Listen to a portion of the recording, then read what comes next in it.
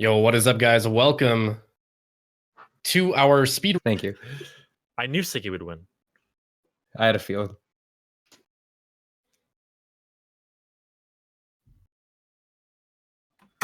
And we are off. Looks like Runners are going to be starting any second here. And I think we should probably mention at before this run starts what the runners did before the file select screen here was a little bit of RNG manipulation that's going to be changing their pattern that they get for the Dungeon 4 puzzle, as well as their egg maze route at the end of the game. We are able to completely manipulate this and get the same value for every run, or different values depending on what we want. We kind of have this system of manipulating that, so we are able to skip getting the magnifying lens. Yeah, this game's not that old. It's only maybe a little over a month, but it's already found a handful of pretty major skips. Like, we don't do any of the trading sequence anymore, and we don't even get any, Bow Wow most recently. Right, we've done away with him. It's funny that you mentioned that because you and I both put a bounty on that skip. Yeah. we both put up $50 for that skip to be found, and it was found about less than a week after the bounty was put out. Yeah, it didn't take that long. Shoutouts to Tuval. The game is so much better to run now that Bow Wow's not in it. Yeah, it's funny, that trick just made a lot of other tricks a lot more convenient, so it just kind of enhanced the speedrun, in my opinion. Yeah. It's still saved about, I don't know if it's been thoroughly timed, but like a minute, something like that. Yeah, I'd say it's probably a little over 1 minute. So the runners at the start of the run here are just going to be grabbing the sword. Of course, you can't really do much in this game without the sword. So they're going to be grabbing that on the shore, and we're going to be making our way up to the tail key, which is going to require some walking through the forest here. And that will be on our way into Dungeon 1. This first section of the game here, nothing too crazy going on. It's kind of just a lot of movement optimization and kind of making sure you're taking good lines throughout all the enemies here and doing what you can to dodge the ones that are in your way. Yeah, the first segment before Dungeon 1 is kind of unique in the sense that a lot of it is like about juking and optimizing your movement, because you don't really have any items at your disposal. So it's just you and the enemies, and you're just trying to get through. And it is worth mentioning. Yeah, we're playing the run in German right now, just because German has fewer text boxes in certain parts of the game. Mainly at the end of dungeons, there's a big white screen with some black text in the center, and German actually has, among some other languages, one less text box than languages like English or Japanese, and that's where most of the time save comes from. It's about, what, 25-30 seconds to play in German or English? I think, yeah, just from like those alone, it's like 25 or so. Which is, yeah, pretty crazy just from a simple language switch. I saw that, TGH. Nice. An unfortunate pitfall from TGH. Still pretty close together, though. Something that is worth mentioning is that from like basically the very start of the run to a certain point about halfway through, the runners are going to be micromanaging how many enemies they're killing. And this is all for manipulating some stuff later, so it's just good to keep in mind that the whole time they are counting and they're like keeping track. It's actually something that a lot of people might not really realize is that in depth about this game. At least right now, the first kind of half of the run, you are always micromanaging your enemy kill count. Every time you kill an enemy, you got to keep a note of it, because there's some manipulation with some items, the pieces of power, as well as Tracy's medicine that we buy twice for some skips. It's really important to know what your current kill count is, so you can manipulate the prices and when the piece of power drops. So they're counting every single time they get a kill. They are keeping note.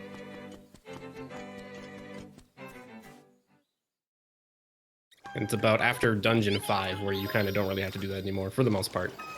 Yeah, it's only 3 or 4 crucial points where it's relevant in the first half. Shout out runners are very, very close right now. The beginning section it's not the most difficult section to not lose a ton of time on, but they're very, very close right now. Yeah, it's all about little tiny things that'll push you ahead or behind, just because it's like enemy movement. Like, as you can see on TGH's screen, he had to kind of do a little dance with it and stuff, because it's not as simple as just jumping over it.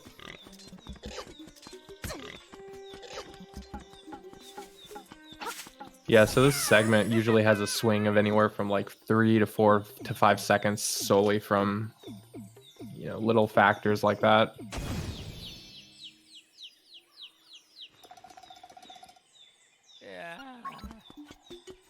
That was an interesting bounce pattern that the guy got on TGH's screen. I've never seen him like kind of bounce up in the top left there. Yeah, that was funny. He kind of went the opposite direction.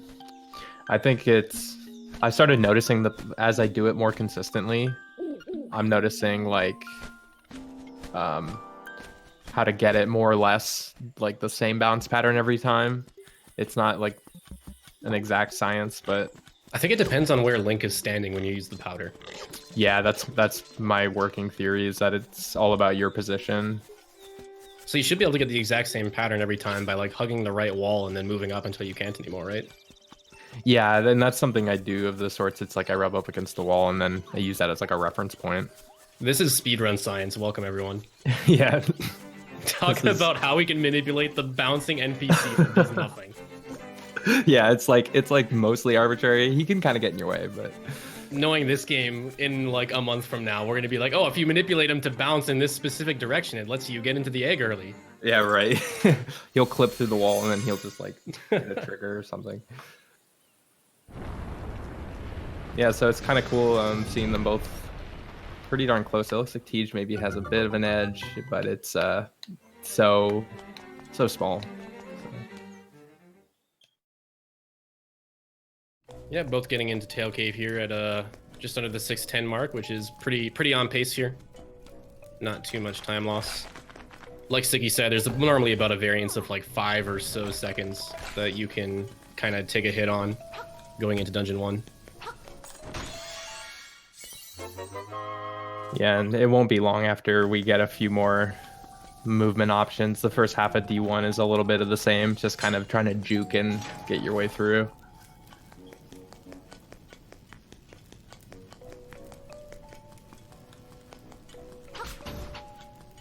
Ooh, TGH getting the slightly faster.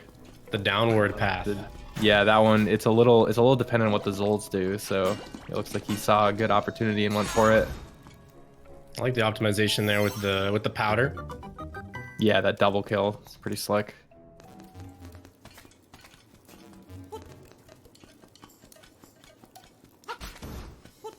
I think just to add to that, the kill count science, I think what's something that's in the code is that whenever an enemy produces the purple smoke, it's an indicator.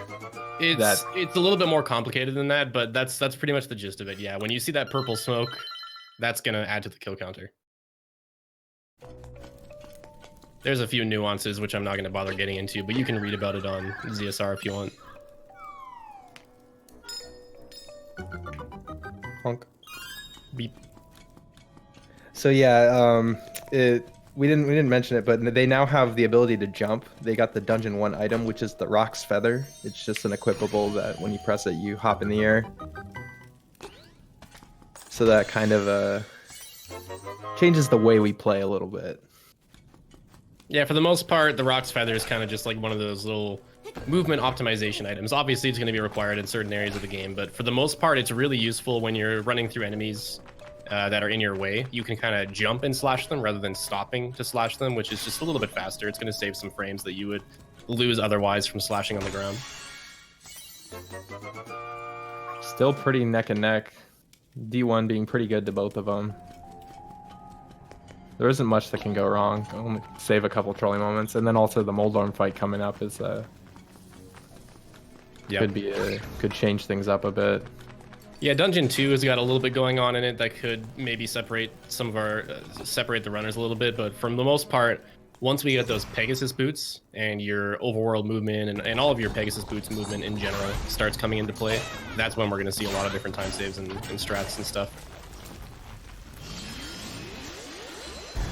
And I like that. TGH actually went for the single slash strats, the single slashes, and Sammy went for the spin attacks. And I haven't actually timed to see which one's faster. I think the single slashes are faster, but I wouldn't doubt that the spin attacks could be, I don't know. It's got to be like a variance of like a second. Yeah, Not even. it's probably minimal, and I think a lot of it comes down to the fact that the single slash puts you closer to the door, so I think that alone kind of makes up for it. Like, exactly. You kind of have more control. Oh, Really beautiful good hamburger fight from TGH. Ooh, both Similar- of them are very, very good fights. Yeah, those are both very good Moldorm fights, kind of keeping pace with one another. The problem with that fight is that your sword will clink on the head of the Moldorm, so you kind of want it to position itself in such a way where the tail is exposed, and that it's kind of random. So You got to be one step ahead of the hamburger. And actually, if you do get unlucky there, and if the Moldorm kind of has this, if it angles in towards you while you have your sword charged, it'll actually just bounce you off the edge, and there's nothing you can do. As soon as you take that first hit, you're just stun locked, and you just fall off the edge, and it sucks. Losing runs like that is awful. yeah, losing runs to Moldorm is it's a pretty frustrating scenario. Especially because the first part of the run here up until Dungeon 1 it's not boring, but there's not really anything exciting going on, and having to do that again is just awful.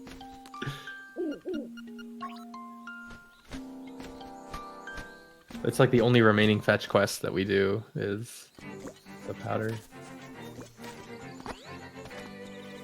So now that we're done with Dungeon 1, the first real skip of the game is coming up in just about a minute here.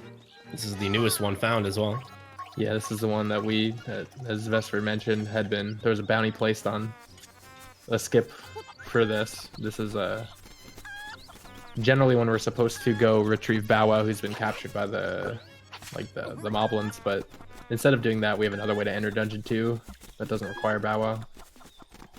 And it's pretty amusing looking. It's a cool trick. I like it. I really dig this trick. And one of the cool things about it was like the first method that was found was like very RNG dependent, and it relied on the chickens. You activate them to make them attack you, and it kind of relied on getting good RNG and getting pushed up on top of a tree here. TGH looks like he got it first try. Nice, good work. Yeah, very, very quick. Hopefully Samura1man's like will behave.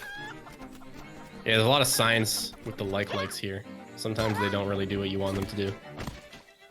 Fortunately, he played nice as well, so. Good stuff. So TGH pulling a little bit ahead here with a pretty much flawless like skip. And Samu trailing just a little bit behind right now, but it's still a lot of the run left. Anything could happen. Yeah, there's no shortage of tricks that could easily swing the pace.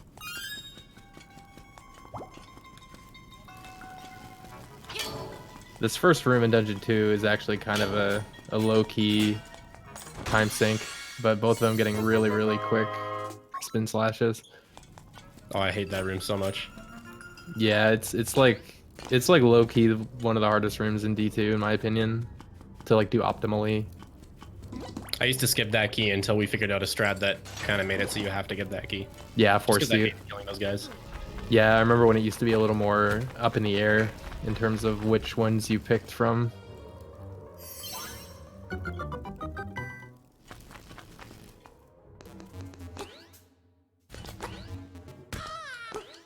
Do you think one day we're gonna find like a first cycle on this underground section? Ooh, it would have to. I don't know. I never say we won't ever. You know. Right. There'd have to be like some way to just make yourself move faster. Yeah, we would need some sort of like movement glitch, probably. Ooh, really clean Hinox fight from TGH. The jump slash strat, you kind of just spam your sword at him and see. Hopefully it works out. We'll see if Sam. It's because of the Hinox can either throw a bomb or he can grab you, and it's a little slower if he does the grab animation. Oh, Ooh, but Samu was able to get it quick even enough. matter. Yeah.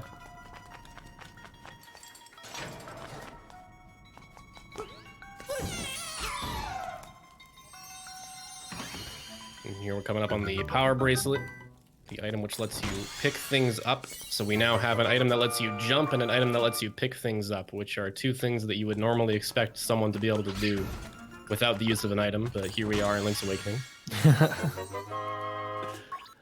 Something that sort of confounded me about this game is they kept the Rock's Feather as equipable. Right. I think that probably could have been relegated to just like a Some button. permanent button, but to each their own.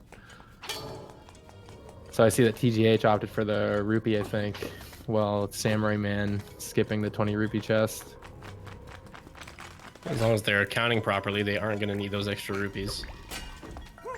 I wonder just a safety strat. Yeah, I wonder if Samura1man opted not for it because perhaps he I think Samu normally knows doesn't the get it. face or... Oh, does he normally not? Right.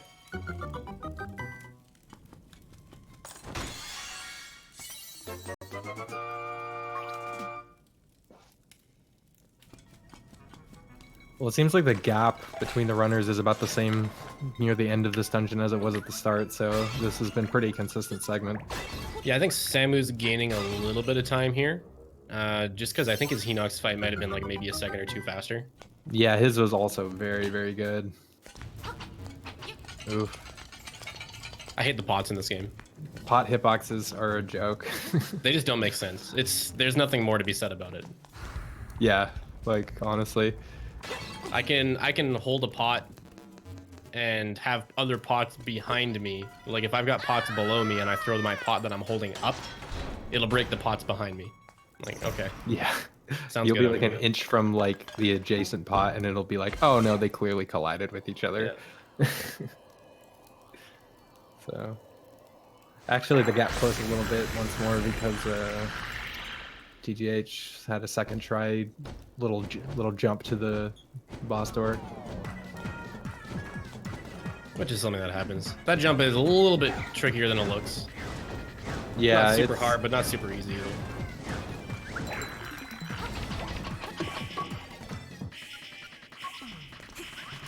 Genie fight is kind of one of those things right now that just suck. This is a very, very long fight. I think by far the longest boss fight in the game, with the exception of Nightmare, of course. Yeah, it's very like stage based. There's like these locked sequences like phase 1, phase 2, and phase 3, and you just gotta wait, and there's not much else you can do. I think a big thing is that it's like the first two phases are more like kind of theatric. They're not about dealing damage. Like you can't even access his main health in these phases.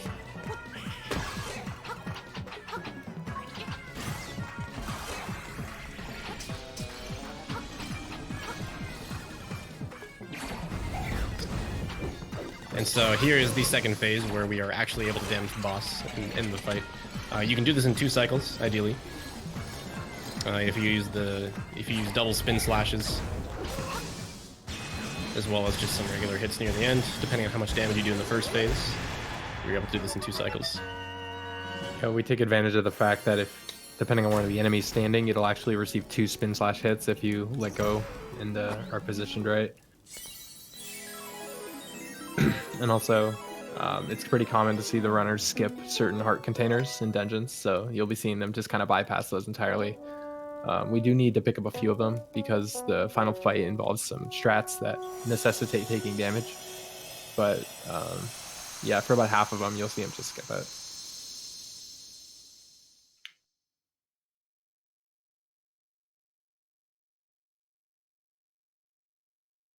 I think they both got sub 18 dungeon 2s.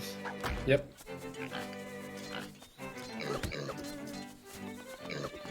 And here's where the first purchase of the game is going to happen. And this is one of the ones that's manipulated by the kill count. So hopefully TGH will only spend 28 rupees here, and so will Samu.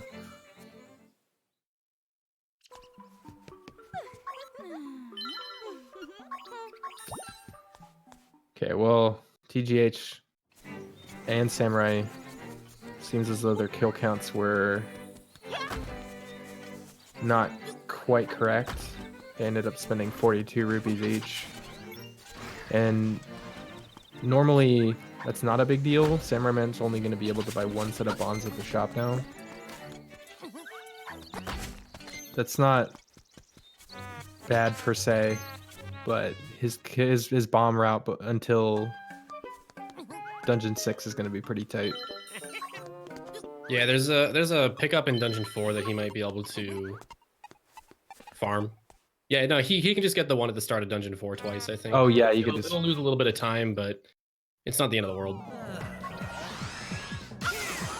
Yeah, the as long as you know his. Oh, actually, do we know if they're going to be opting to do AK skip? They're not. They are not. Okay, yeah. So it's less relevant. True. So. Yeah, I guess we got to mention that. Coming up after Dungeon 3, there's going to be a relatively big sequence break. I think actually the biggest sequence break in the run, not including what early lens would be if we actually did it, which would be Angler Key Skip, which saves something like 4.5, 5 minutes. Skips a lot of intended stuff that you're supposed to do by getting into Dungeon 4 without using the Angler Key. It is a pretty volatile trick that if you mess up the trick, you lose like 2 minutes. And both of our runners have opted to mutually not go for that trick, just because if someone was to fail it, it would pretty much decide the race right there. So. Wow, they're like neck and neck right now. They both just got Villa Skip at like the exact same time.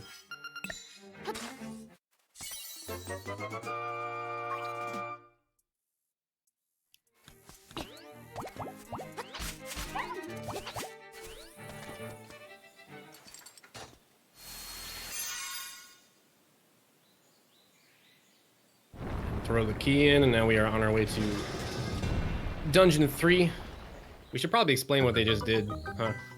Yeah, so, yeah, I guess we didn't exactly explain Tracy boosting, huh?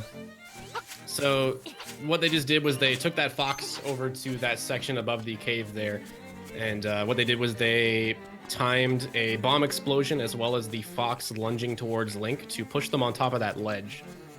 And that was called a Tracy boost, and it lets you get into the villa here, the Pothole Garden, without going to kind of like Castle and collecting the 5 golden leaves, this was the first big sequence break that we found in this game.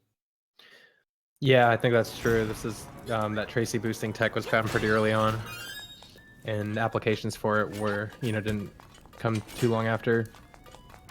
Actually, I think early lens was a bit earlier than that, but yeah, I think air timing was early lens exists because we don't do it. Yeah, it's a pretty cool trick.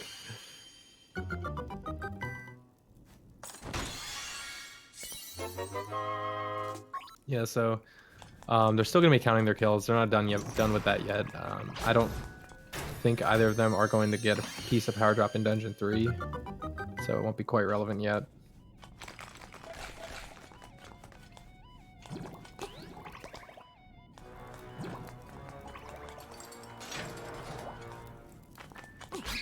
They're gonna... Oh, okay, so yeah, TGH actually getting a pretty late piece of power drop there. This skip count's pretty low. That is really late, wow. You do want a certain number of kills, like you don't want to you don't want to have too low of a count because of a certain piece of power drop in Dungeon 5 that is probably the most precise part in terms of manipulations.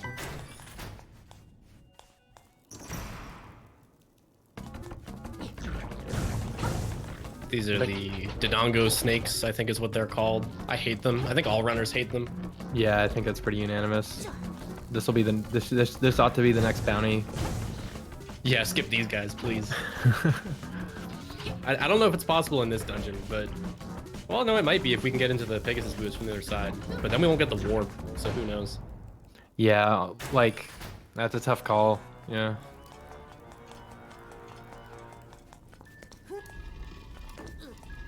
Dungeon 6, I could see it happening, though.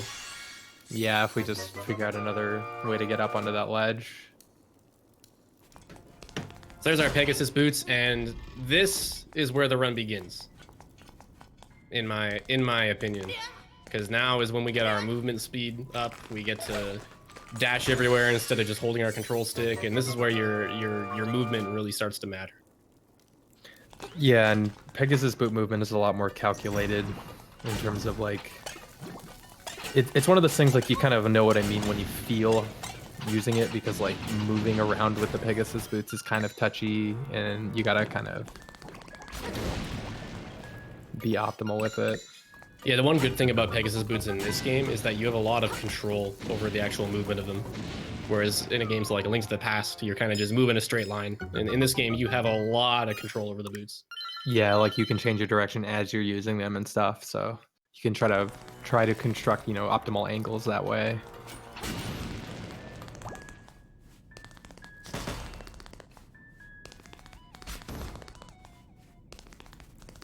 Samu has actually pulled ahead now. Yeah. Yeah, it looks like he's... Oh, both of them getting very clean Stalfos rooms too.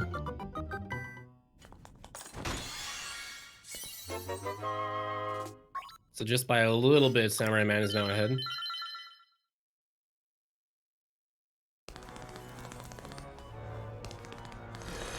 He did have to opt for some extra bombs, maybe because he felt like he was too low. I'm not exactly sure what his bomb count is right now.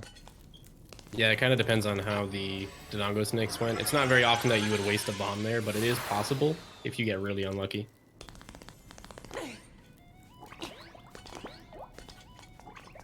Oh, TGH opting for the slightly faster route. Yeah, both of them doing it. Samura1man a little luckier that time. You can't really predict if those Zols are going to jump at you, so usually you just kind of have to jump and pray they don't grab you.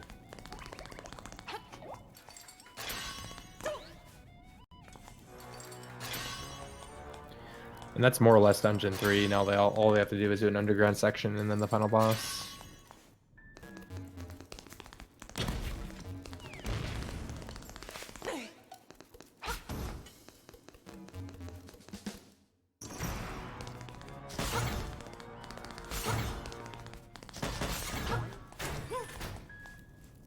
Ooh, Samu's gonna get his piece of power for the boss. It's gonna maybe let him one cycle as long as he gets lucky.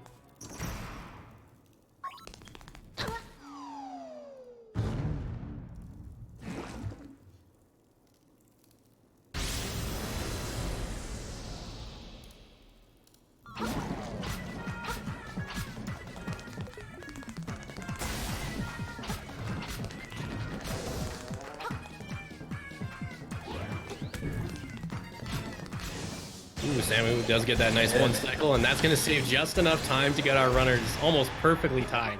Yeah, that was all it took. That is in sync as it gets. Picking up the heart at the same time. Although TJ is a little lower in the room, but... Yeah, Samu's a little bit closer to the door.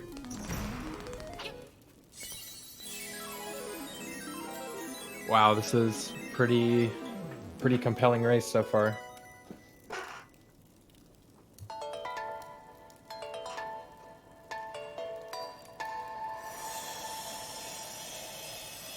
And so this is where things are going to be interesting, because this is where we are going to be not doing angler key skip, which is something that's been in the run for at least 3 weeks now.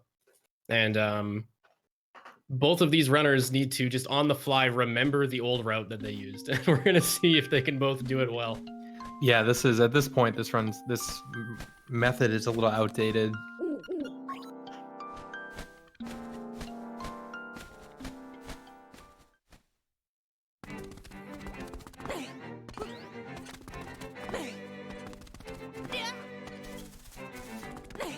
At least we get to go on the date in this route. Yeah, that's not bad. Here we get to see some good overworld movement with these booties.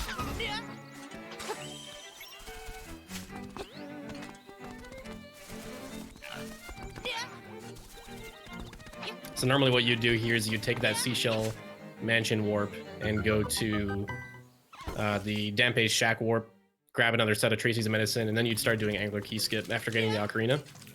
But since we're not doing angler key skip, we are instead going to be going to the animal village and talking to the walrus, which will trigger the Marin cutscene at the beach, which will let us take a Marin here to animal village, where we can grab the angler key and learn the Ballad of the Windfish.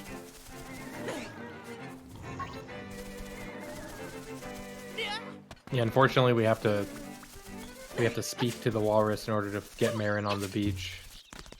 There's two different triggers. One of them is talking to the walrus. The other one is trading the pineapple for whatever comes next in the trading sequence. Or no, isn't it trading the bananas for the pineapple? No, the stick, It's the stuck into honey. the bear, so giving the bear the honeycomb. The honeycomb, that's what it was. And you get the pineapple. Okay. So I was right about the pineapple. It's been a while since we've actually done this in the route. Yeah. I think we routed out the second half of the trading quest, what, day 4 of this game? And we didn't have to do it anymore? Yeah, something like that. It was like within a week.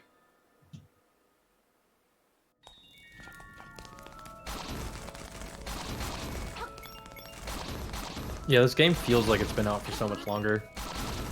Just because of the sheer amount of skips and stuff that we have. It really feels like this game's been out for a while and it's just like super optimized and had a lot of work put into it. And it has had a lot of work put into it, but the amount of results that we've had with this game just kind of make it feel like one of those Zelda games that have been worked at and broken for upwards of 5 years. But nope, here we are, not even 2 months in.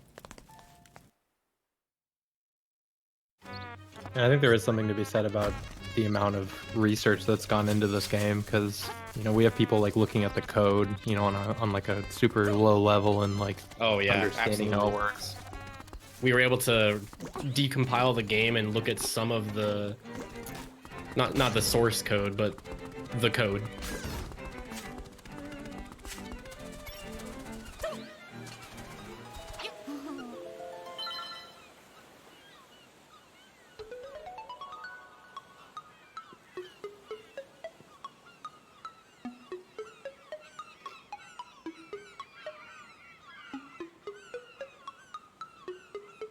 Both runners neck and neck here at our Marin date cutscene. We got Samu pulling ahead, just one text box right now.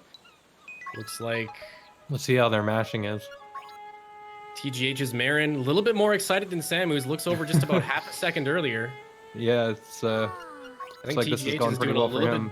a little bit better job in making the moves on Marin here. Yeah, there's some pretty complex dialogue choices you got here. A nice firm nod from TGH. Samu is also going to make the same. A good move.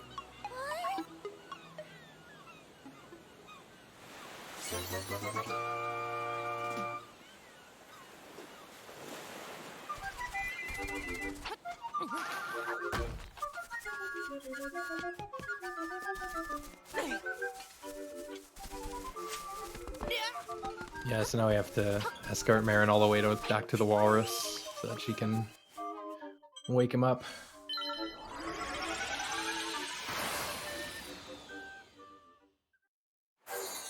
Oh, and then we have a fight that I don't miss from this route, which is the Landmola. Oh, if Samu decides to use bomb arrows on the Landmola, he's gonna have some trouble here, I think. Yeah, that would... Actually, I almost think bomb routing is a little more complex for this route just because of the bomb arrows and all that stuff. I think, actually, he doesn't need... I don't think he needs bombs between now and Dungeon 4, though. Because once he gets into Dungeon 4, he's fine. He can just grab that flying drop twice. Yeah, so he could theoretically use all of his arrows, bomb arrows here, I think. Because it does take 4 arrows to kill Landmolas, and bomb arrows do the same damage, so... That's worth noting is, looks like TGH is... Or sorry, at least Samu. TGH might do the same. They're going to be opting to use some bomb arrows here on... Yeah, they both are. They're going to be using the bomb arrows here on Landmolas, and the bomb arrows don't actually do more damage. They just make it way easier to actually hit the Landmola, because you need to hit the head, and the bomb arrow explosion just makes it really easy. Yeah, it's... Ooh. Oh, getting a really clean one cycle from Samu. That is nice. And there's our old friend, the angler key. Been a while.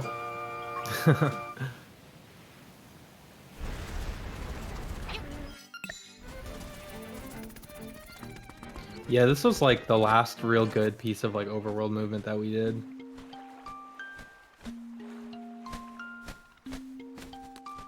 Like, I think now all we really do is, well, we have the movement to Flame Cave skip, which is pretty fun. Yep. Yeah, you're right. The overworld's pretty optimized now. There's not many sections where we actually do a lot of running around anymore. Yeah, it's just because of all the portals and everything. Except for like maybe after Dungeon 3. Yeah, Dungeon 3 and then Flame Cave and... That's about it. Yeah.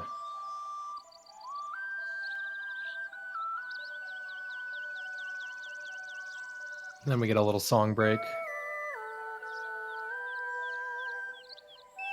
In the new route, we actually trigger this cutscene in Mabe Village, and we never even go to Animal Village in the modern route.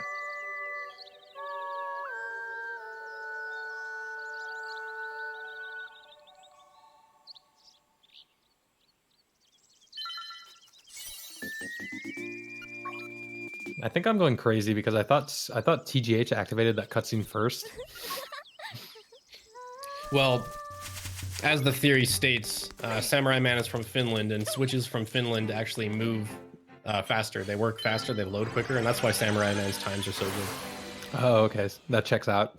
Yeah, so when you put your Switch in a sauna, it helps it relax and load things faster, and that's why Oh, Finland you gotta calm it just down such a little bit. Right, it's just such a good country for speedrunning in.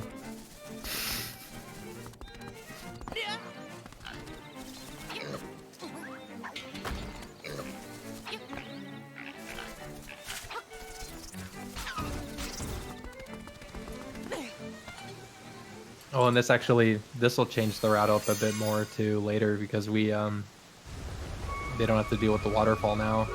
Oh yeah, you're right. Is it faster to just still do waterfall skip? I think it is. I think if you're coming from D8 after doing Flame Cave, Is this something that needs to be timed? actually, I don't know because the only other guess I could have is like if you just did owl skip and go through the caves. Right. But that does seem pretty slow. Like Yeah, you'd have to go through the caves and then go through the right side and then up the bridge and then all the way to the left just to get to the bird cave, which is like, I feel like doing waterfall skip to get the bird key is still faster. Yeah, because it puts you right next to the bird key anyways. That's funny. Yeah, there's a few theoretical tricks that would still be cool. Like we definitely still have like a to-do list. Like there's bird key skip and early rooster. I think the urgency of working on this list is kind of lowering though. It used to be kind of more like, oh my god, we really need this skip right now. It's going to save 5 minutes. Versus now it's kind of just like, hey, this would be nice. Yeah, it's like this would be a nice little upgrade for this section, but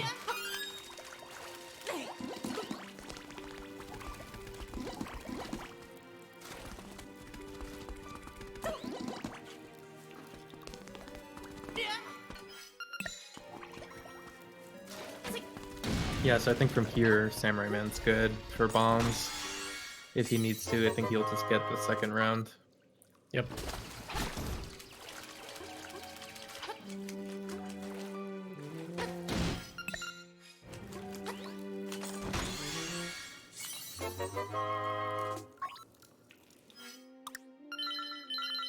Also, both runners, I forgot to mention this, both runners successfully completed the non-angler key skip route without any mistakes, so good work, good work. Yeah, very It's almost like they've done it before.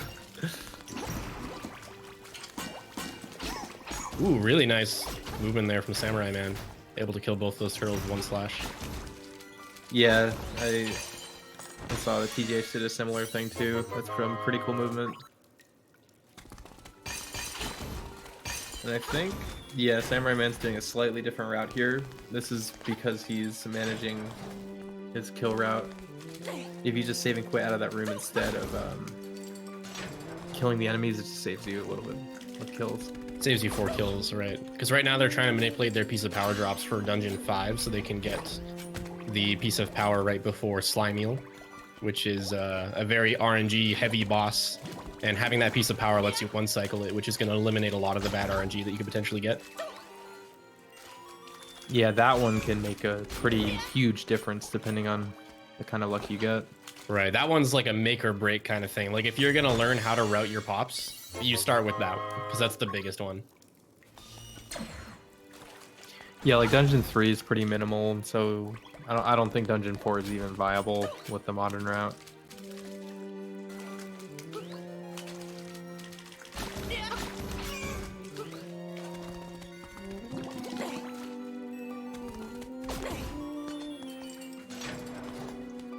Yeah, so TGH and Samura1man coming up on Cue Ball here. I don't know his actual official name. What is his actual name? I think everyone just calls him Cue Ball. That was a really good fight. Wow. Yeah, that was incredibly clean from TGH. Essentially what we're trying to do is stun lock him. Just barely gets away from Samu, but it's not going to lose much time because he's still right beside the door. So that was effectively a perfect fight. Yeah, it was the same effect, essentially. Did he use an arrow on Sure the did. cue ball? That's pretty cool. They both did.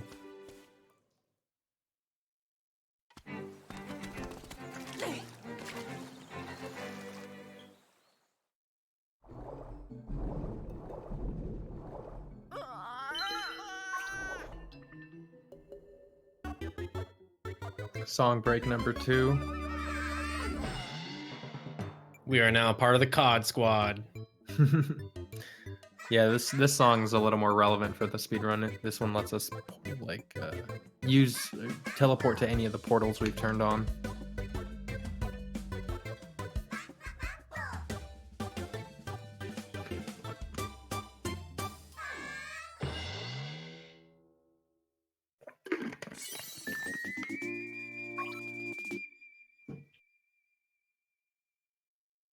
And then I think from here with this route, they would just go to Dungeon 5, right? Unless one of them gets face key first.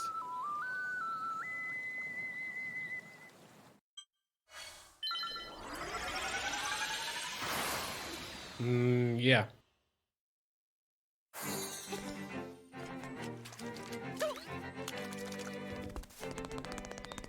Actually, so it looks like they are diverting because Samura1man went to Martha's Bay. So Samura1man is doing Dungeon 5 first, and then TGH is getting face key. Yep, so we're going to have a little bit of divergence in our routes here, which is going to be syncing up again at the start of Dungeon 6. TGH grabbing the face key. So earlier, before we had, I believe it was Angler Key Skip, it really didn't matter when you got the face key. There was 2 different spots you could get it, either before Dungeon 5 or right after Dungeon 5, before going to Dungeon 6. And it kind of didn't really matter when you did it. And it looks like both our runners are deciding to do it at different times. So we're going to have a little bit of divergence here, which will sync up in about 15-ish minutes. Yeah, this way it's kind of hard to know the pace that the runners are on comparatively.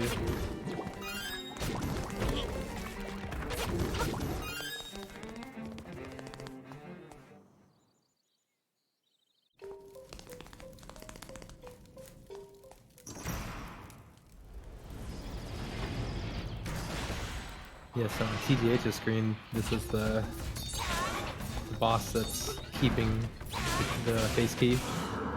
Really good quick kill there. You can save a cycle of jumping if you get 2 arrow shots in that 3rd phase. It's pretty tight though.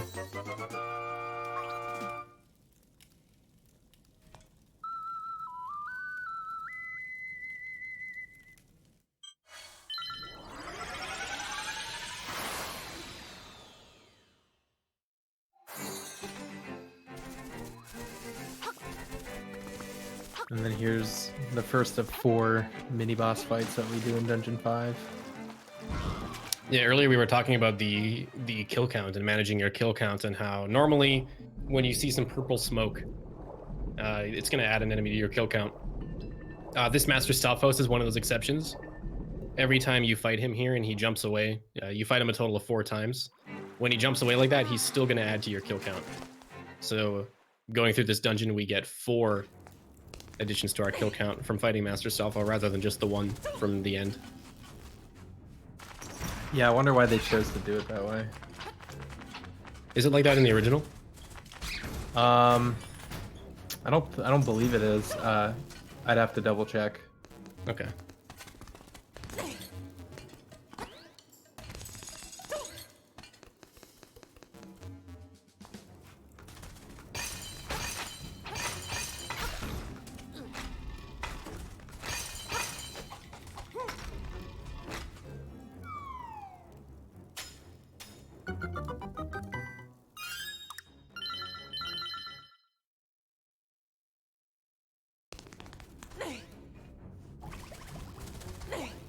Coming up on the third fight here. The first three are pretty quick, and then the fourth one is a little bit of backtracking.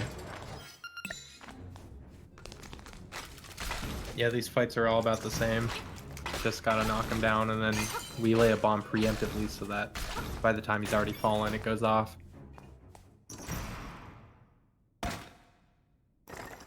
Yeah, so it kind of looks like TGH is like a little behind, but I still think they've both been playing pretty clean still. I'd wager they're pretty close still. Right.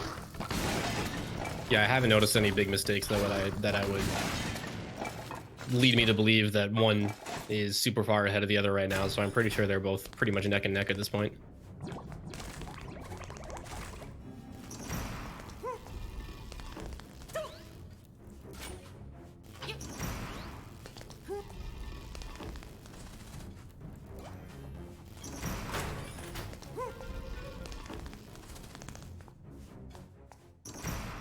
So now that Samura1man's finished his round of 4, he's going to pick up the dungeon item, which is the hook shot. This item is pretty useful for the speedrun. It allows us to do a skip pretty quickly in this dungeon. We're just gonna get the boss key, then make our way to the final fight in the boss or in the dungeon. Lots of auto-loading in this dungeon, which I don't know if we ever actually explained that. This game auto-saves after every kind of minor or major thing that you do. You'll see a little auto-save icon in the bottom corner. So stuff like opening a chest or picking up an item or defeating an important enemy it's gonna auto-save. And then you can load that autosave, which when you're in the overworld, it's gonna do nothing. When you're in a cave, it's gonna take you back to the entrance of the cave that you came in from. And in dungeons where it is most useful, it's gonna take you to the entrance of your dungeon. And as you can imagine, it's very useful to be able to warp back to the entrance of your dungeon quite often. Yeah, especially in this one, where, like, without that, this dungeon would probably have the most backtracking of any of them. Right. I think we auto-load 4 times in this dungeon. Yes, I think so. Crazy.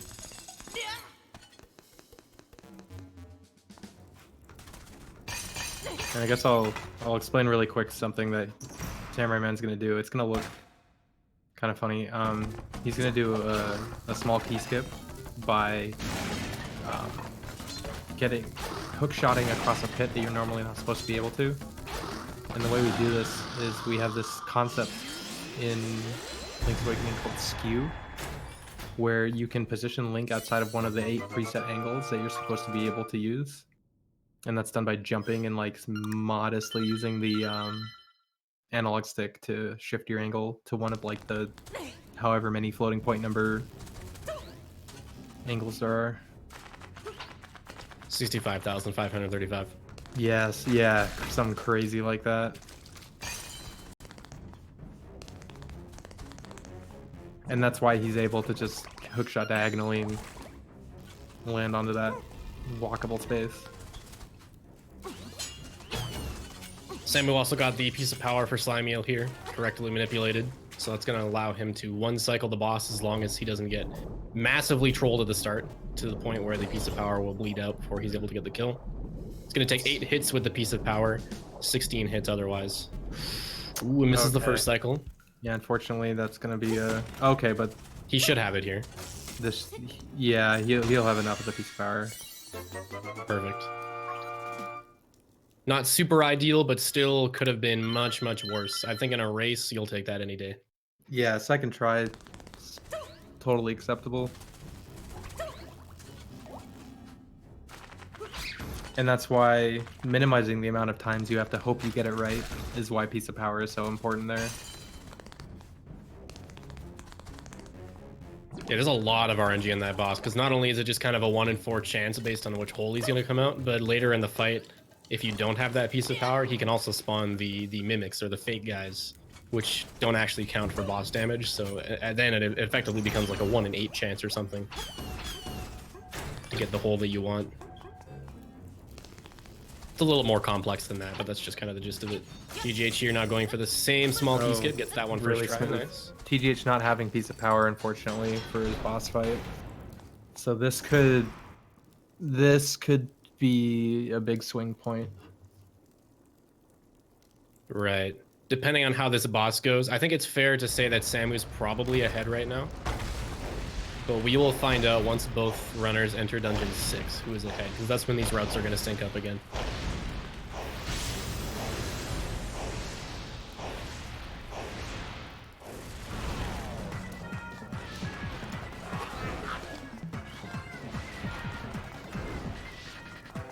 Yeah, that top right, ooh, that top right position for the first spawn is very annoying. Should be able to get this one though. No, really unfortunate fight right now for TGH. Yeah, this is not what you want to happen. He's not spawning on the left, and it looks like TGH is trying to get him to. Right. Should be able to get some damage in here. Still might take another cycle though.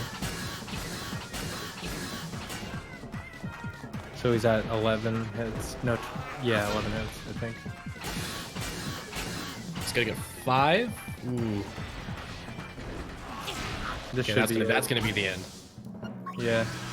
Really unfortunate fight for TGH, and that's gonna be a big push for Samura1man right now, as he's gonna pull head by, I want to say, like 30 seconds. And that's exactly what we were talking about when we were saying that the piece of power is really, really useful for Slime Eel. Yeah, like that's the kind of difference you see just from that dungeon alone.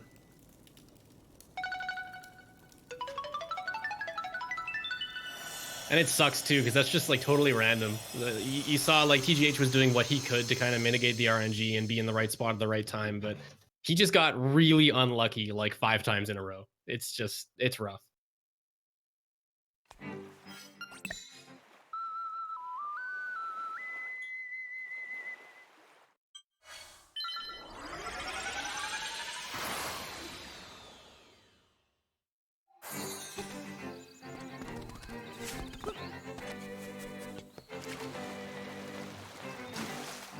Yeah, so this is where we can kind of take stock of the time difference now that they're both making their way to Dungeon 6.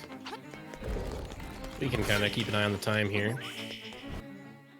Samura1man puts the key in at 51:45.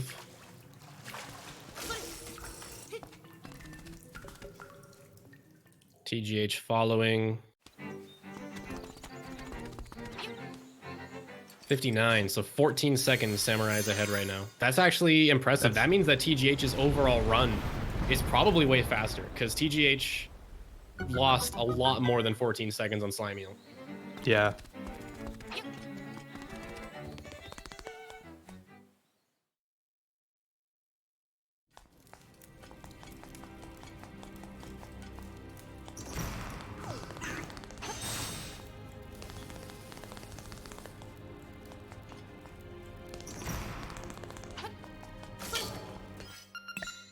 So Dungeon 6 is actually a really cool dungeon in this speedrun. There's not really anything big that kind of skips a ton of stuff or et cetera, et cetera. It's kind of just good movement, good optimization, good use of all the items that you've collected up to this point. It's really, really cool. Yeah, this is where, like, you really start taking full advantage of, like, all the possible ways you could, you know, complete a room or something.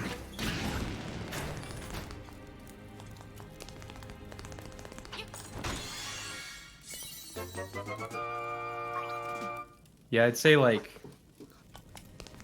this run is kind of broken up into chunks for me. It's like everything up to Dungeon 3, and then Dungeon 3 to Dungeon 6 is sort of its own thing, and then once you, like, get the hook shot and you're in Dungeon 6, it sort of changes again. Yeah, I agree with that. Just a different feeling that you get from playing the game.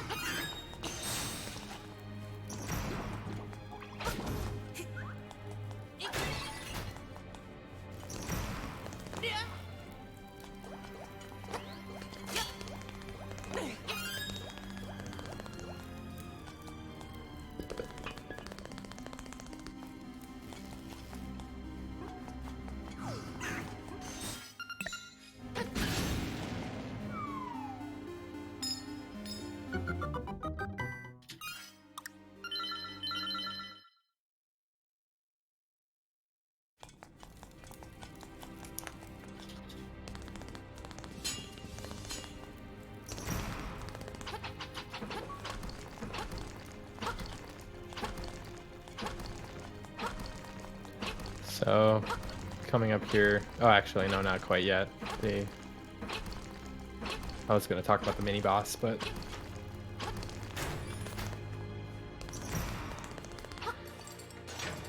yeah, something that you have to deal with a lot in Dungeon 6 is Wizrogues.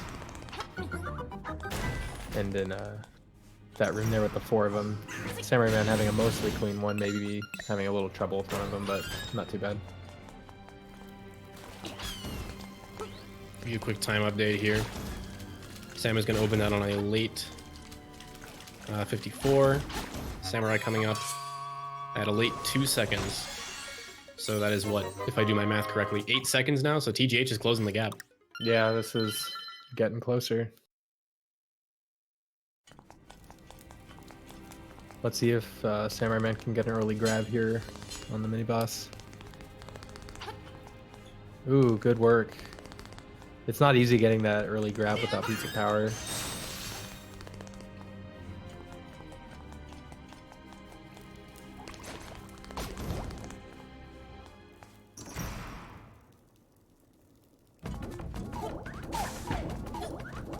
TGH getting it as well. Did they both just do that in a race? Yeah, they both just got it. They both actually just did that in a race? Are you kidding me?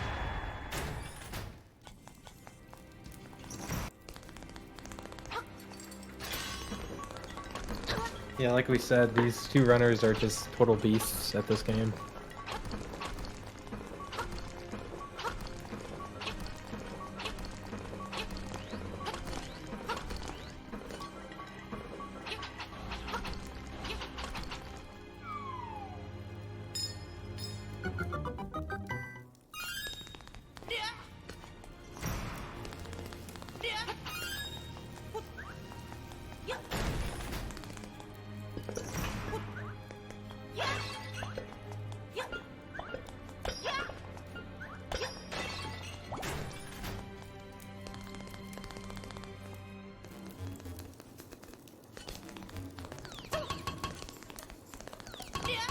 Yeah, and coming up here is the Dungeon 6 boss, which is, I think maybe like one of probably my favorite dungeon boss. Yeah, this is a really cool boss. It's also, I think, probably the hardest boss in the speedrun to do optimally. Yeah, it's tough.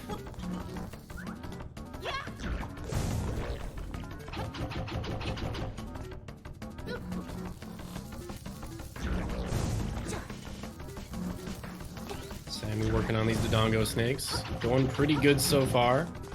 Hasn't had anything really bad happen just yet. And he should be good. Yeah, it's a very, very good fight. Pretty clean. TGH is going to lose one bomb to getting trolled.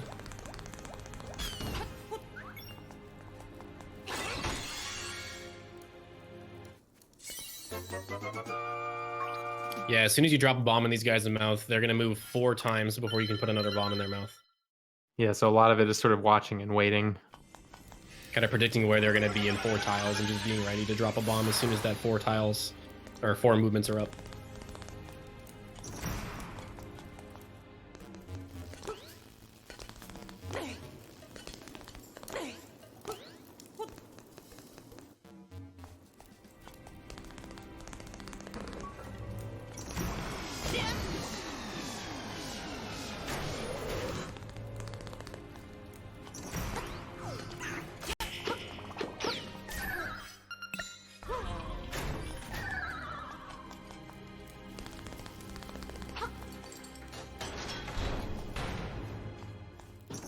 Samu's pulled pretty far ahead now again.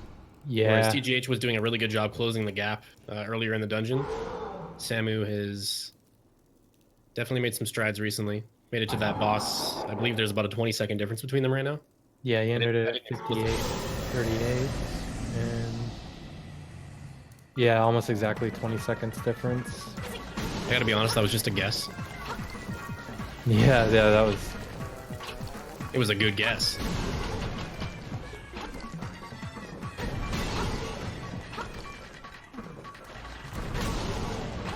Ooh, that bomb just barely clipped with the corner. Yeah, great fight. Zod's face there. Yeah, for those last few phases, you sort of have to. You have to hope that the way, like the place that Facade spawns, is in such a way that you can actually get some of these projectiles to detonate like around the face. Both of them had very, very good fights. Yeah, very clean. Like I was saying, I think Facade's probably the most difficult boss in this game to actually do well. And they both did it very, very well.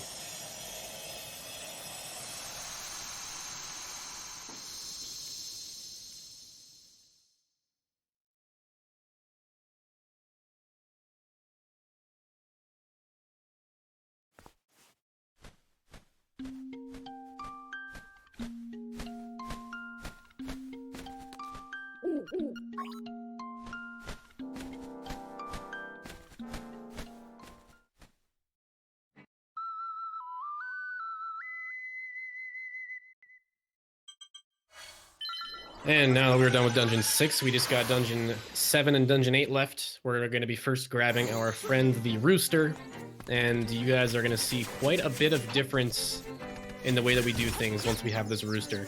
The Rooster kind of changes a lot of things about the game, and it's going to let us do some pretty crazy stuff.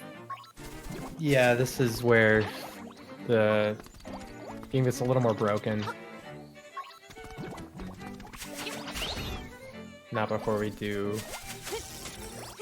Oh, TGH, unfortunately, playing the ocarina instead of using the hook shot.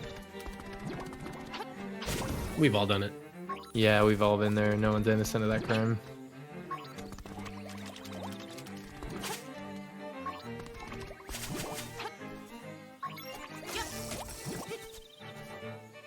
Happens to be in Dungeon 6 a lot when I go and try and jump over the tiles, or not the tiles, the section before the Dodongo snakes where you equip Ballad of the Windfish. I always fat finger right there.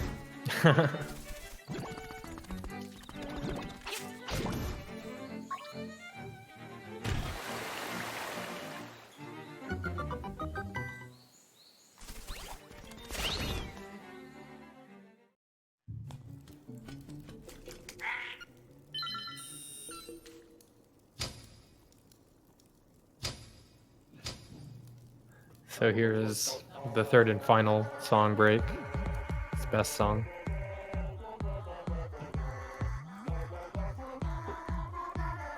Unload the toad. Unroll the tadpole. Unclog the frog. There's more to it that I don't remember. That's a good copy pasta. Someone has to have that, right? I need to see that one in chat stat. Unhibit the ribbit, yes. Oh my goodness, they never end.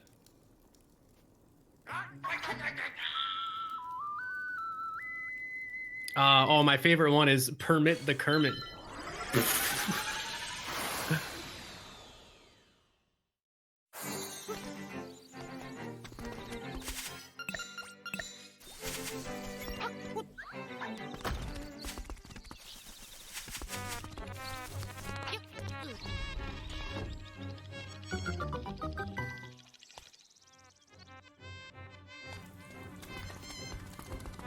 And then here's where we're going to see a little bit of sequence breaking for dungeons.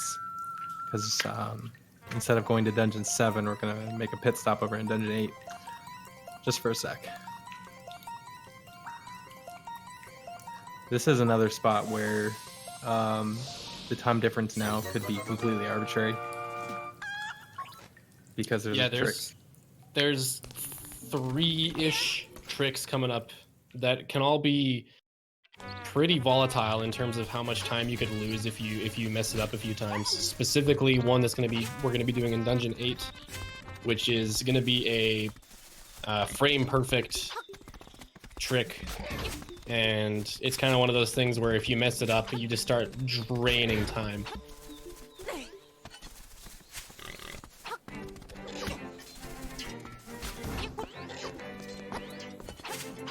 Yeah, so we're going to use the rooster here to do something called an air climb. It looks like this. Oh. So we're gonna be grabbing the ladder in the wrong spot there, which lets us climb the ladder in the air above it, which is kind of just this weird interaction that I don't entirely know how it works, but I kind of have an idea. It seems to think that, like, the ladder, you're at the bottom of the ladder, I guess. Yeah.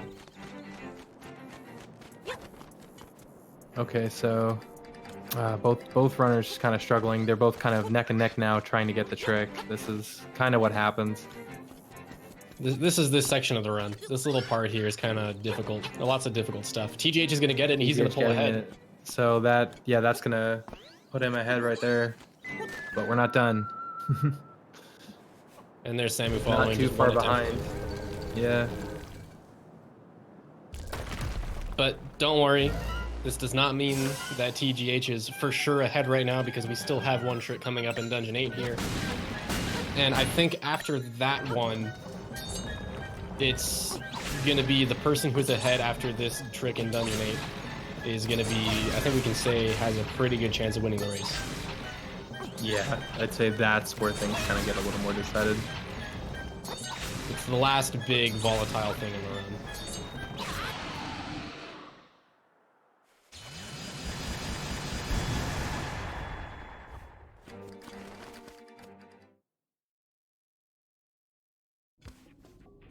So here we are in Dungeon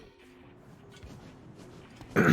It's worth noting that what that air climb that the runners just did to get up here was called Flame Cave Skip. The mirror shield that you get in Dungeon 7 is useful for exactly one thing in this run, and it's to get through that flame cave. And since we skipped it, we were able to do Dungeon 8 before Dungeon 7. Wow. Oh my god, TGH just got a first try. Incredible. And Samu? Not able to get it first. So yeah, we'll see if Samu can get it before he has to reset.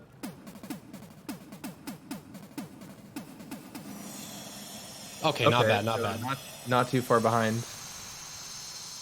That's pretty good. That's good. It's still hard to say who's gonna win. It's about as good as you could ask for a trick like that in a race. So that's definitely good. So that was Dungeon 8. Don't worry about that. It's over. You're not gonna see it again. Yeah, we're done with that place.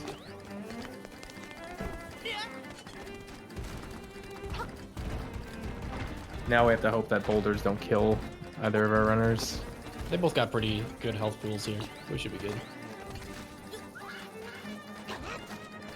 So here's waterfall skip. So normally, so in the current route that the racers are running, they don't actually have to do waterfall skip because we use the angular key to remove the waterfall. So you could just walk through, but it turns out, like we were speculating earlier, when you're coming from Dungeon 8, it's actually faster just to do waterfall skip to get to the bird key than it is to go around the regular way. Yeah, and Samura1man taking a death. I shouldn't have said anything about their health pools. That was the commentator's curse right there. It's okay, dying in the overworld is not that big of a deal because you kind of just respawn with more hearts.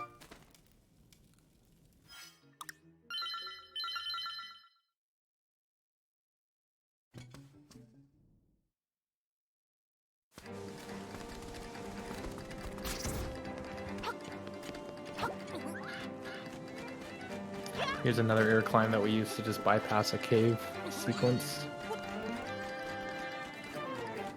You know, I just realized in the actual any percent route that does angular key skip, we don't enter a single cave on Tall Heights in this game.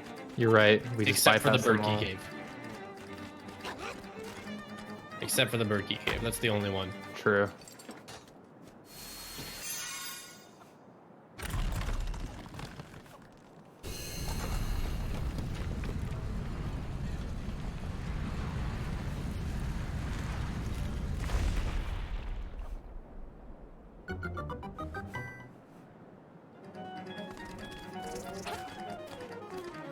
Now TGH is going to be entering Dungeon 7, the last and a half dungeon of our run.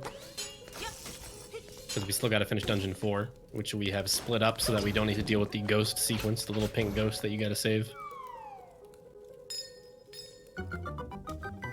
Yeah, unfortunately, Bow skips forced us to do dungeon 4 twice now.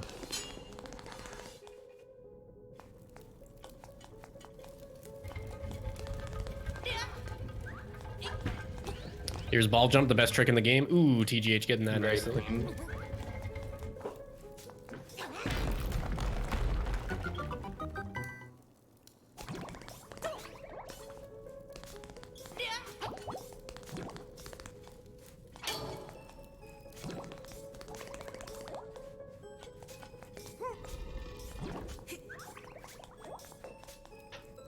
Yeah, the gimmick to Dungeon 7 is that we're trying to knock over all these pillars so that we can access the final room.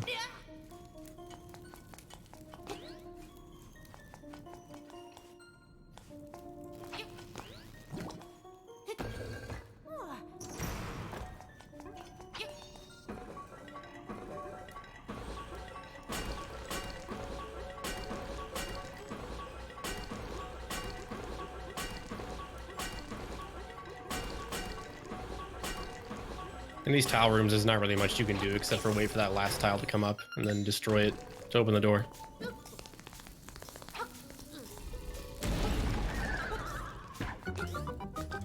There's some shenanigans that can happen in Dungeon 7 if you get unlucky or if you make small mistakes. This is a very, very scary place in the game to make mistakes, because even the smallest of mistakes in this dungeon can lose you upwards of 20 seconds. Okay. No. That's what I'm talking about. Yeah, that's what happens. Luckily, that's like the least bad spot to lose the ball. Right, that one's not that bad. And actually, that exact thing has happened to me, and it was in a race versus TGH. So it serves you right. That's what you get. And just like that, he's back on track.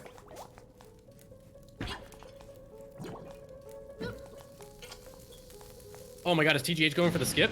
He's going for the ball skip, yeah. Oh, look at And that. he got it. Beautiful. That is very, very difficult. That is, oh my god, Sam is doing Looks it like too. Samu's going for it as well. And he And got they it both too. got it. That is a very, very difficult trick. Yeah, that's pretty advanced.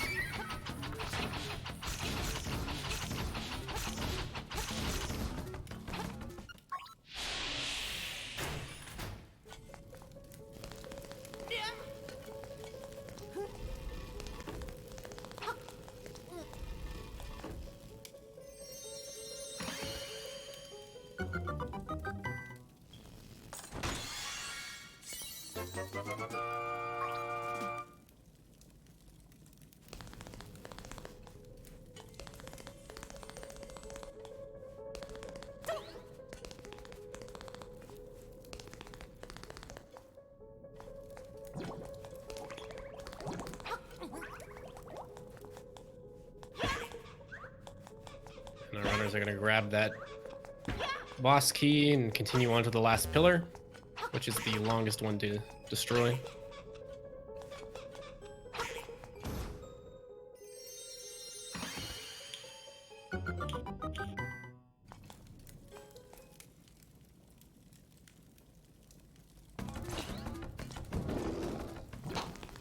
As we pass through the dreaded Dungeon 7 Hinox room, which many people have spent probably 100 hours in at this point. Yeah, there's a theoretical skip in Dungeon 7 that involves that Hinox room. It's the same principle as the D8 one, but it's just not consistent.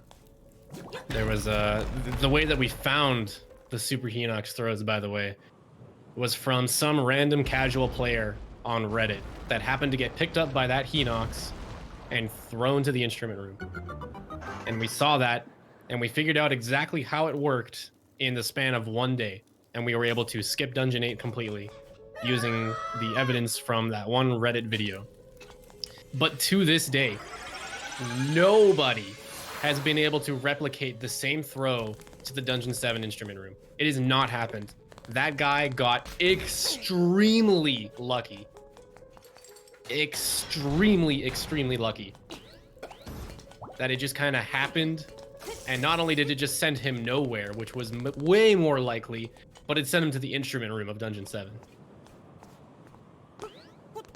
We've had people doing science on that skip for hours upon hours upon hours, weeks on weeks on weeks, and nobody has been able to replicate it.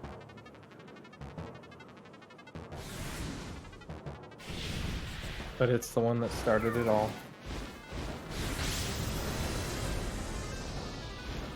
Time for everyone's favorite boss, the Toothful Saddler. The what? The Toothful Saddler. Oh, I see, I see.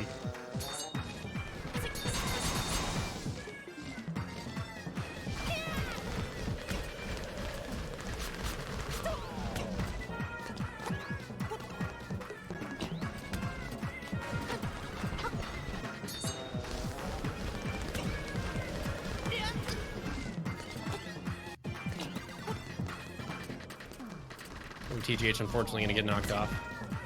Kind of makes it so you have to wait for an extra cycle to start here as you climb up. Pretty good fight regardless from TGH, even though he did fall off that one time. I think he was going for an aerial slash. Wow. Because he knew he had one hit left.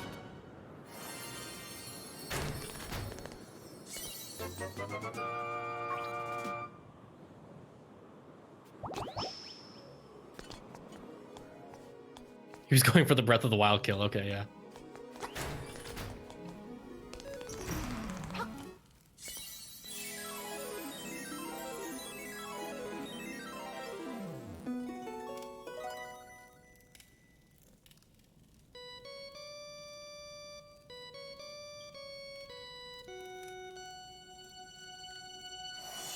This could come down to Aghanim. Yeah, it could. This is very close.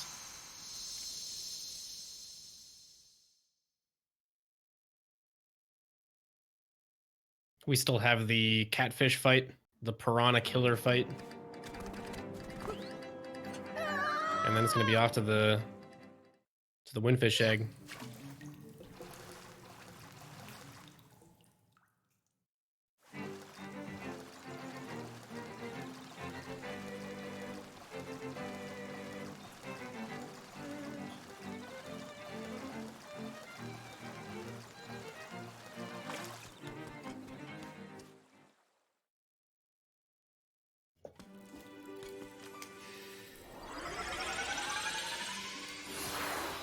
So here we are in Dungeon 4 again. We are going to be finishing it.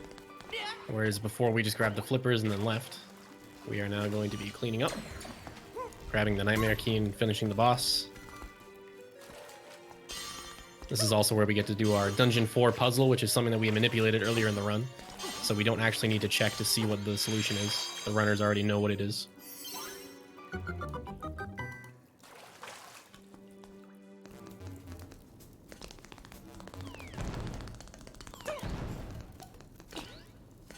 Samura1man going for seed 24, the true seed, the correct seed. Classic. Yeah, that's my go-to. The old faithful. I don't know what seed TGH is on. He goes for like 31 or 32 or something. He's weird. He's like the only one that does that. Yeah, that is weird.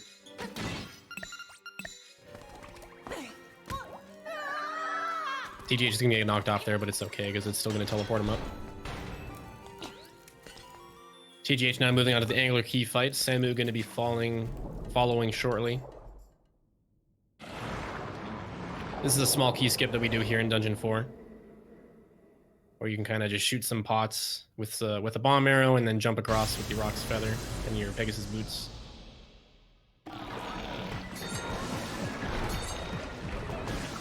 Yeah, we take advantage of double slashes in this fight.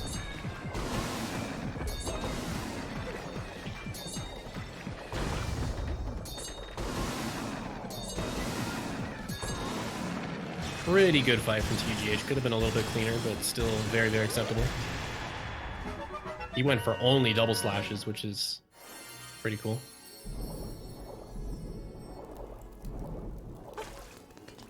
Samu getting a little bit of a cleaner fight, so that's going to save some time between them. Yeah, let me get him time check here, so 119.22. They both have the exact same amount of health too going into Nightmare. Yeah, that's funny. Okay, only a 14-second difference. This could come down to blue balls. 14 seconds is about 3 blue balls, depending on the movement. Maybe 2 if you're unlucky.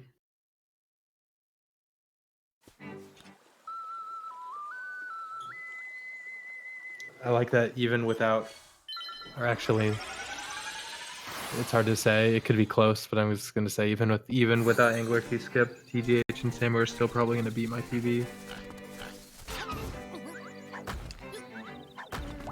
Let's see. Are they going to beat mine? I think probably not. I don't think they'll beat yours because they both got it at 119 and it's like a 5.5-minute split. So yeah. I think I'm good. Ooh, I gotta step up my game.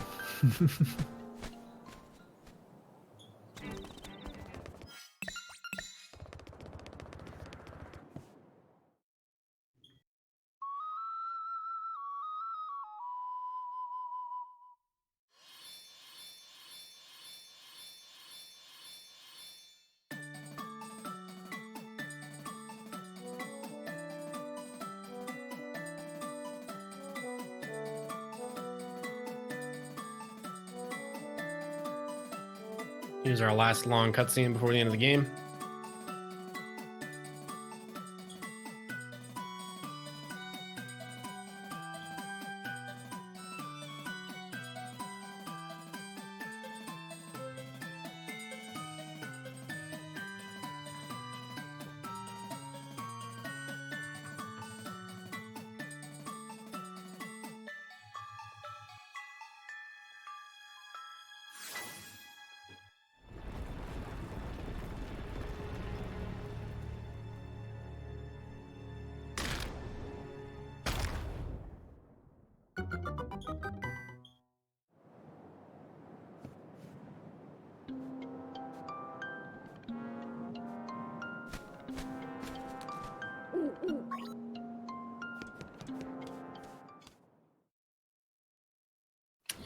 So going into the Nightmare fight, there's going to be, first of all, the maze, which we manipulated for earlier in the run. So these runners are both going to know their maze pattern. We never bother getting the lens or reading the book. It's totally fine because we are able to control this factor of the run. And then we also have the Nightmare fight, which is going to be 5 phases, I think, right? 5? I believe so. Yeah. Yeah. And the only really ones that are important are going to be the Aghanim phase, the Ganon phase, as well as kind of the last phase, or Deathful as we call them. The Aghanim phase is the big one. Considering how close these two runs are right now, Aghanim, it's kind of similar to A Link to the Past, where Aghanim can shoot either the red ball or the blue ball, and you can only damage him when he shoots a red ball, and it's kind of just totally random for the most part. So depending on how many blue balls each runners get, this could be a close race. It could be a not close race. This is kind of the last factor of the run.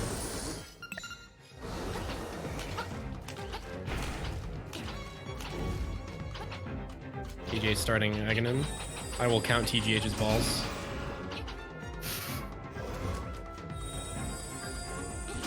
You can count Samu's balls. TGH on 1 now. He did get the first red ball right away. 2.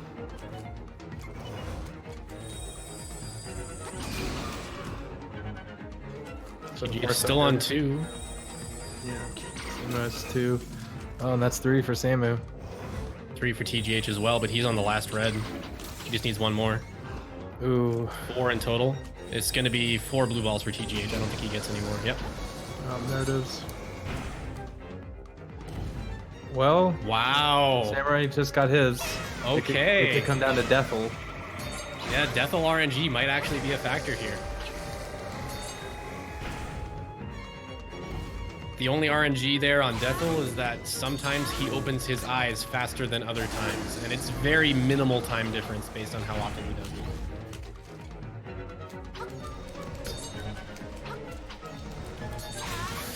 TGH kind of losing control of Lanmola there. Oh my This god! is tied. They are in sync. This is They in are sync. in sync. No way. Holy. No way. This is too epic. It straight up is gonna come down to Deathwell RNG. That's Amazing. Samura1man getting really good Deathwell RNG. well, they're tied now. Oh, Samu just a little bit ahead by like half a second. I think it's one more.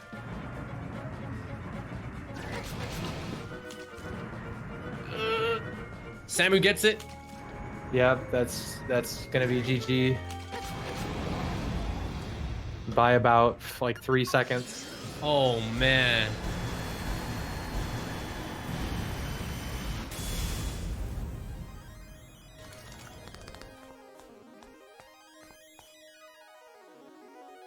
Yep. 125.25 and a 125.29.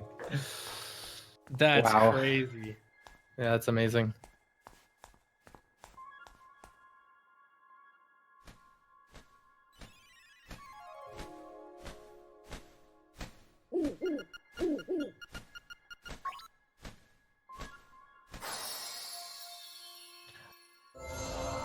It's hard to like put in perspective like just how crazy that is for this run, because this run can vary so wildly because of stuff like SHT, and the fact that they were 4 seconds off is like incredible. You guys just finished 4 seconds apart.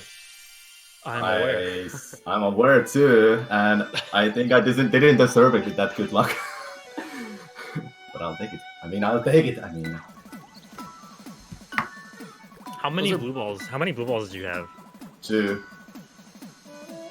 Yeah, TGH had 4 blue balls, and he got worse Deathwell RNG, and that was what decided. That made it. Yeah, that pretty much made it.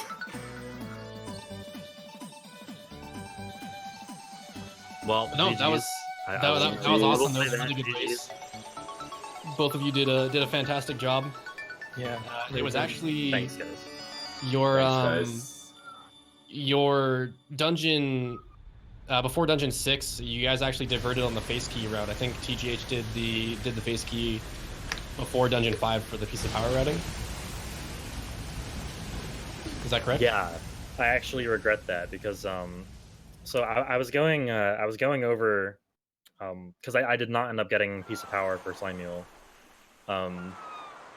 I actually have no idea how the routing was so different. Like between the Ocarina Shrine and the middle of D5, I did not see a single piece of power drop. Like not one. And I was really confused. Like, Do you think you were where is- thrown off because of Bow Wow skip? I don't know. Compared to Like, your I mean, own I went over it. It- I went over it like earlier and figured that it would be like the same, pretty much, as long as I didn't kill much on the beach or half What of the about- beach. What about Lanmola and the beach? But Landmola, like that's only like one more, and that's only like a couple more. Plus, I had the, I got the heart in D3, which I don't normally do, so I pushed it back another, and it was really strange. But my first piece of power that I saw after Ocarina Shrine dropped like in the middle of Dungeon 5, like right before the third Southwest fight. That's So, like- way too early than it's supposed Yeah, to be. for that you. was like I was really confused, but I still do count all of my kills from Dungeon 4, then I do basically after Dungeon 5. I just feel like it's better. And like personal preference, counting wise for piece of power, which it's really important for that Dungeon 5 boss, don't you think, guys? yeah, a little bit. A little bit. I didn't get a single.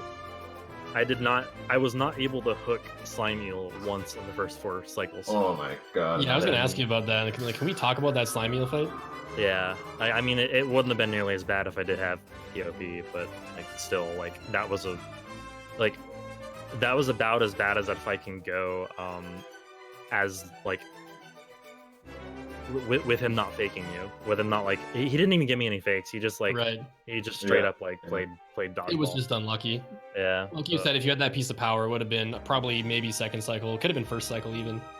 And I think like just the fact that every single movement he gave you was just the one that you couldn't deal with, just like Yeah. 5 times in a row. Like that just Yeah. sucked. I'm more interested in what happened in Dungeon 7.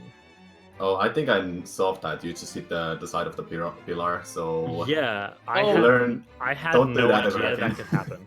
TGH, I had it that, happen I had- once. I had that is no exactly what happened to me in that race Really? between you and me like a few weeks You're ago or kidding. whatever. Oh. That's exactly what happened to me. I saw that happen to you and I was like, yes.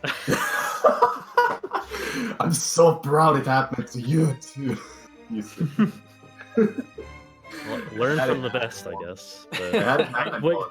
the way you described it, like I actually never ended up going back and watching that race. The way you described that event made it sound to me like you were like it happened right before you fall into the pit.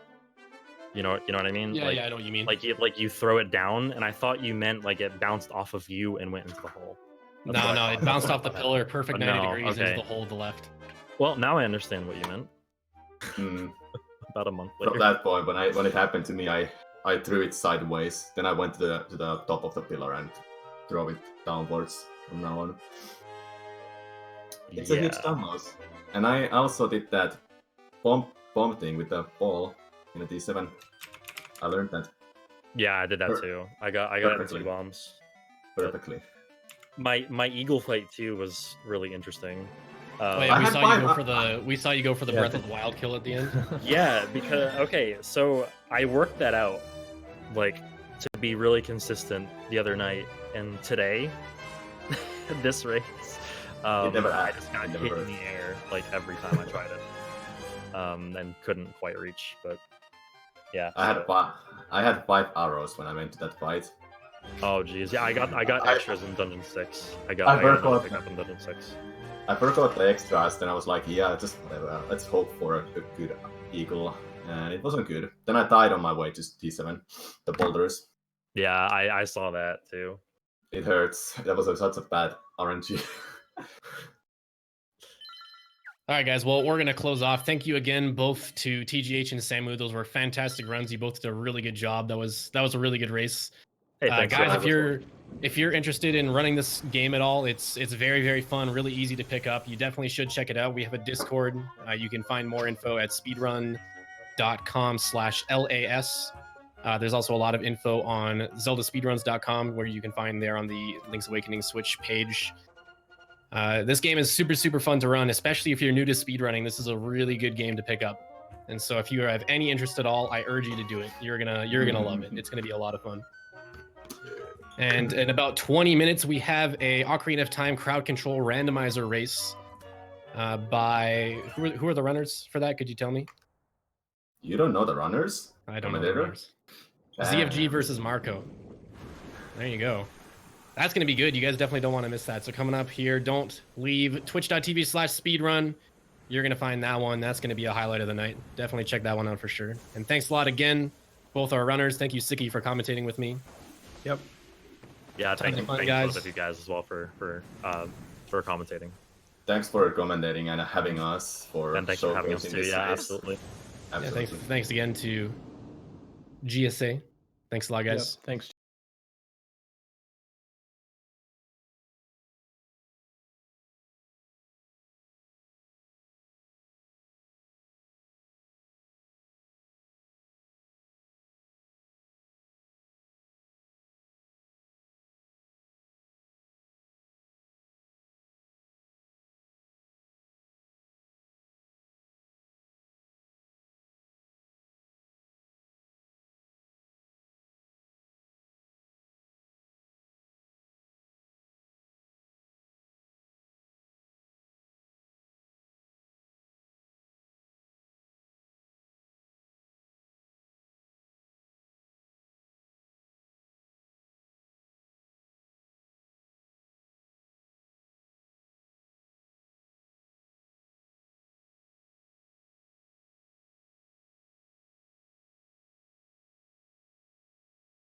GSA. And we will see you in about 20 minutes. Peace.